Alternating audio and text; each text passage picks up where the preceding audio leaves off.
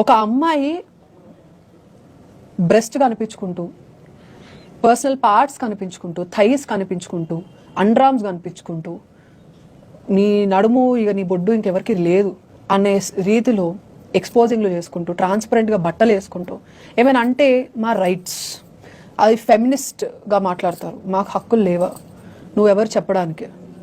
చూపించుకో, చూపించుకో. ఎవడు పాడైపోతుంది? అప్పట్లో అన్నయ్య నువ్వు అంటున్నా ఇలా కూడా కాదు, ముసుగు వేసుకునేవాళ్ళు. నువ్వు రేపు పెళ్లి చేసుకున్న తర్వాత నీ మొగుడికి నువ్వు ఏమిస్తున్నావు ఇంకా? ఐ డోంట్ థింక్ ఈ జనరేషన్లో గర్ల్స్ అయితే వాళ్ళ హస్బెండ్స్కి ఇవ్వడానికి ఇంకేం మిగుల్చుకోలేదు, including virginity. I have to say this. నాకేం మొహమాటాల్లాగా ఏం లేవని, at least you don't save your virginity. 10 మంది మగాలు చూసి నన్ను చూడంగానే ఇట్లా తిర్రెక్కిపోవాలి అనుకునే తత్వము ఆడవాళ్ళలో మొదలైందన్నయ్య. అబ్బాయిలు కూడా తప్పలేదన్నయ్య.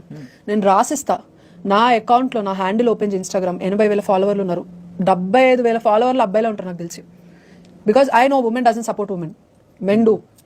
I respect men a lot in this case.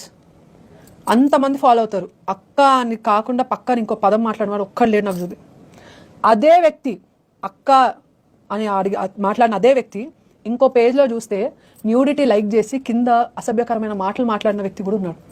తప్ప వ్యక్తిదా అన్నయ్య? ప్రొఫైల్దా? నా ప్రొఫైల్కి వస్తే ధార్మికంగా అనిపిస్తుంది, హోమ్లీ నేచర్గా అనిపిస్తుంది. తను ఒక